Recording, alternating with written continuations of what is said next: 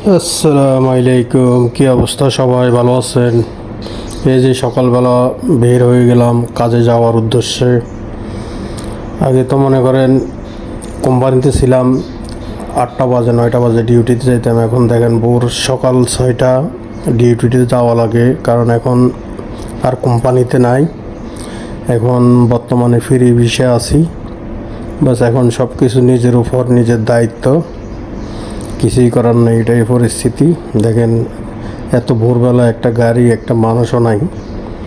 সকাল সকাল বের হয়ে গেলাম কাজের উদ্দেশ্যে। সূর্যটা অনেক সুন্দর। এখন হচ্ছে মনে করেন কাজ থাকলে পয়সা, আর না থাকলে নাই।